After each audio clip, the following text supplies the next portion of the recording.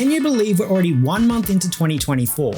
Even though there was only a handful of new releases, January is quite productive for me as I was able to clear some of my gaming backlog as well as pick up some games that have been on my wish list for quite some time. So why don't we take a look together at my January gaming wrap up, in which I'll cover my new pickups, completed games, and what I'm currently playing. So what are we waiting for? Let's get stuck into it.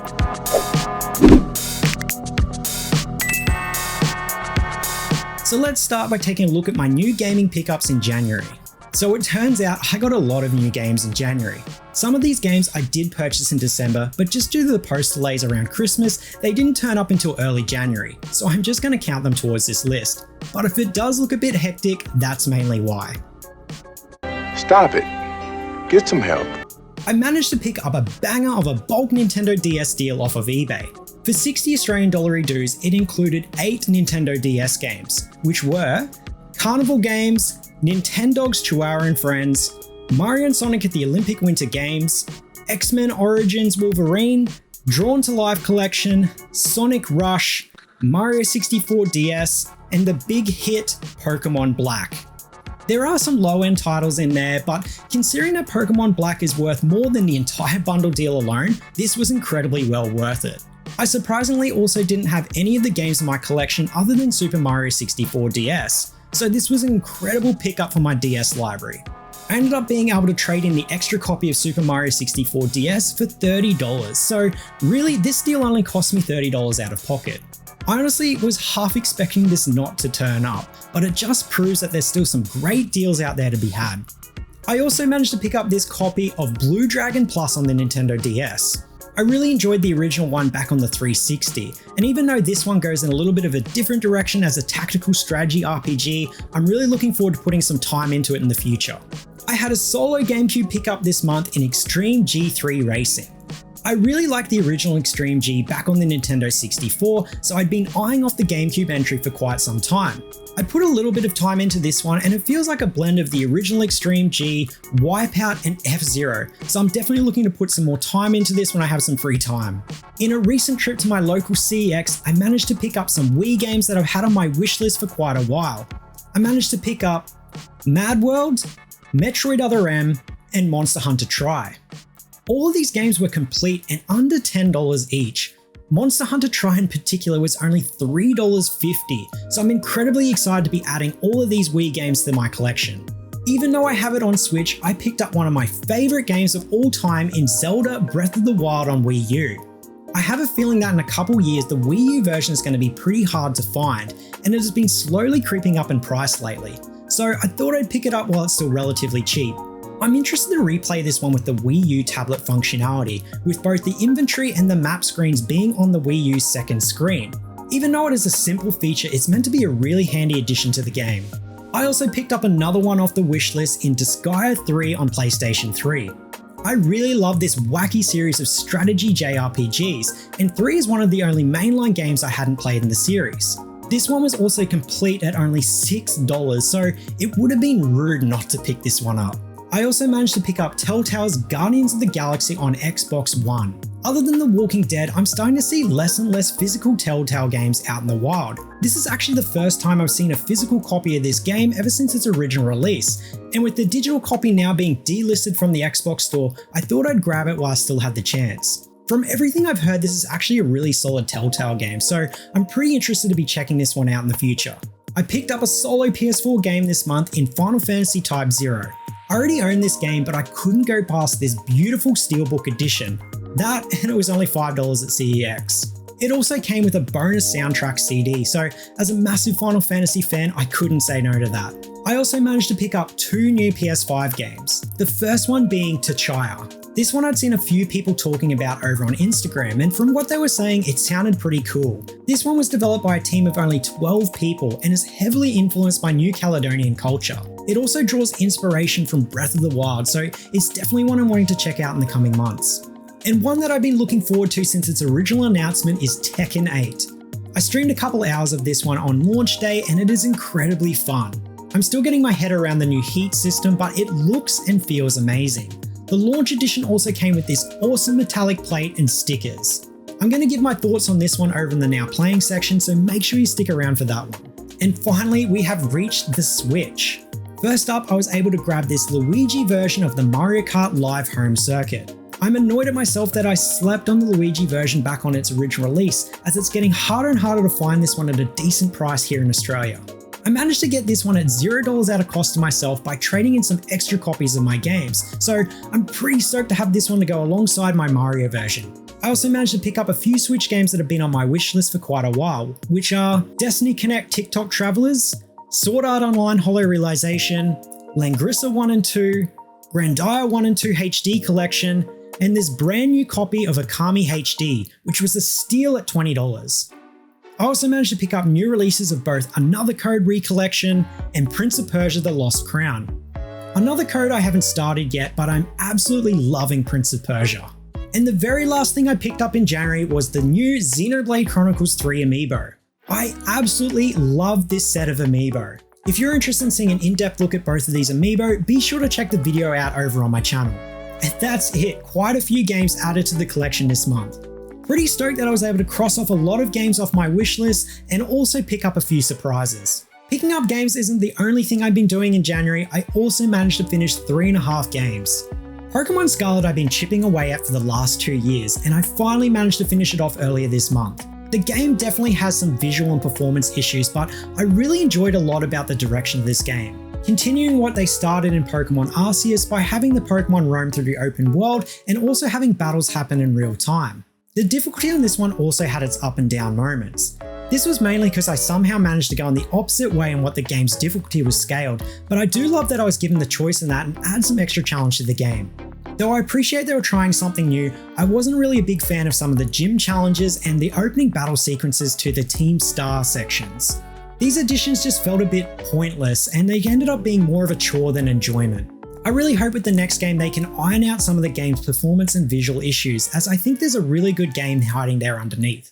After finishing the original Alan Wake 2 for the first time back in December, I immediately jumped into its sequel in Alan Wake 2. After being absolutely hooked, I managed to finish this one up in early January, and I absolutely loved my 20 hours or so with the game. It has definitely taken over the mantle as my favourite survival horror game. The game definitely had me on the edge of my seat in some sections, well and truly testing out my newfound confidence with survival horror games. The story and the performances are incredibly well done and are combined with jaw-dropping visuals and some super interesting gameplay mechanics, which come together to create an overall amazing experience. I plan to do a more in-depth thoughts video on this in the coming months, but definitely take my word for it and check this one out if you haven't already. After being on the wayside for a while, I finally finished Super Mario Bros. Wonder.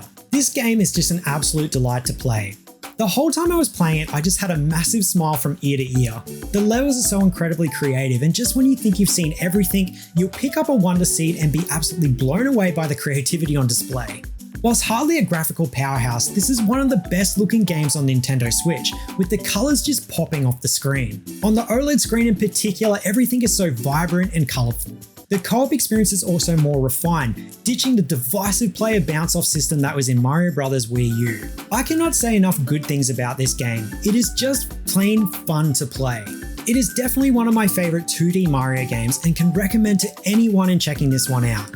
And whilst I'm not full game experience, in preparation for Final Fantasy VII Rebirth, I finally played through the Final Fantasy VII Remake Intergrade DLC. That name is a nightmare. The DLC reminded me how good the combat in Final Fantasy VII Remake really is. The DLC does warn you when you're booting it up that there is no tutorial for the combat and to play the main game to get a feel for the combat. Having finished the main game 2+ years ago, I was a little worried going in, but after a couple minutes I'd shaken off the rust and I was getting back into the swing of things. Yuffie controls pretty different to the other characters, having a good balance between ranged and close quarters combat. She can do some pretty crazy enemy juggling but also drop back in more of a support role. Yuffie wasn't in this portion of the game in the original, and whilst it's only 5 hours long, the story is done really well. Without going into too much detail, the ending is really worth it.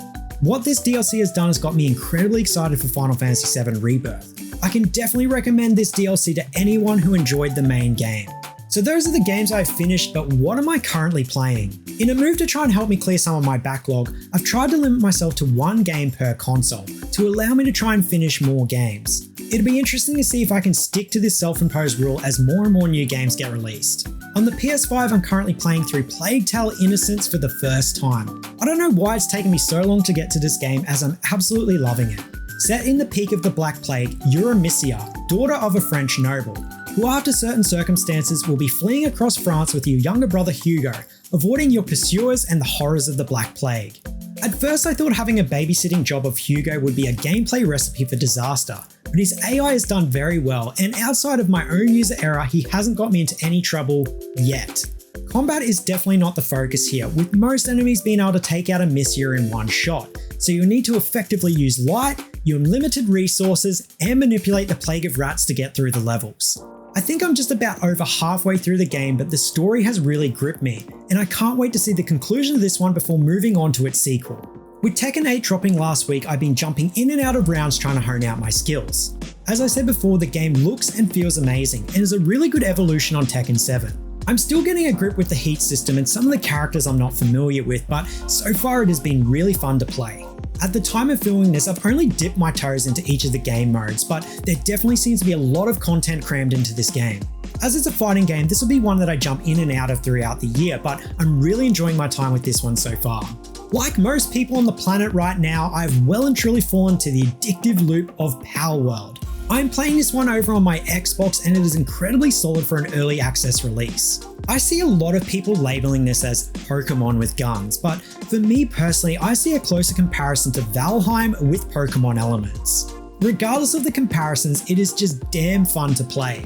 It has an addictive way of pulling you into the next objective, and before you know it, you've put in 2 extra hours of when you said you would finish up. With the massive spark in popularity, I'm very interested to see where this game goes in future updates. Prince of Persia just may be one of the best Metroidvanias out there. I'm about 12 or so hours into the game now, and in true Metroidvania fashion, I've unlocked a few abilities and it's unlocked so many more possibilities. The combat at first appears to be very button mashy, but what lies underneath is an incredibly well thought out and fluid combat system that really has you thinking what moves to execute. Going in and spamming attacks will work on some basic enemies, but you really need to learn the combat system and the enemy patterns to really progress through the game. Some of the enemy juggling and staggering possibilities in this game are incredible. It also surprisingly draws inspiration from Elden Ring with its potion flask and checkpoint system. The almost cel-shaded artwork looks incredible, and on the Nintendo Switch it looks and performs really well. I've been really addicted to this one and definitely going to be sinking a lot more hours into this one over the coming month. And the final game I'm juggling at the moment is Golden Sun. As one of my favorite GBA games ever, I was incredibly excited when they dropped this and its sequel over on the NSO service earlier this month. And before you say anything, while it is on the Switch, it is technically a GBA game, so I'm going to abuse that loophole. Hey, you know who lives in this house? A great big phony! This is currently the game I'm chipping away at before I go to sleep. It is an amazing JRPG and holds up incredibly well. It looks fantastic and the music is just incredible. I really hope that these drops are hints that Nintendo is planning to revisit the Golden Sun series in the future. I would be absolutely thrilled if they announced a new entry in this long forgotten series. As this is my bedtime game, this will probably be one that I chip away at over a couple months, but I'm having an absolute blast replaying this one. So that's it for January. Despite it being a quieter release month, you can see that I was quite active on the new pickups and gaming fronts. Let me know down in the comments what new pickups you got or what you were playing in January. We've got an exciting month ahead with February looking incredibly stacked. There are a lot of new releases that I've been looking forward to playing. At a quick glance, my highlights for February are Grand Blue Fantasy Relink, Persona 3 Reload, Tomb Raider 1 and 3 Remastered, Mario vs Donkey Kong, and probably my most anticipated game of this year, Final Fantasy VII Rebirth. I hope you enjoyed my first monthly gaming wrap up. I plan to make this into a regular thing moving forward, so if you did enjoy it, make sure to leave a comment down below or smash that like button to let me know. Anyway, that's it for my January wrap up. Thanks for sticking all the way to the end. Don't forget to subscribe if you're not already. Otherwise, I'll catch you in the next one.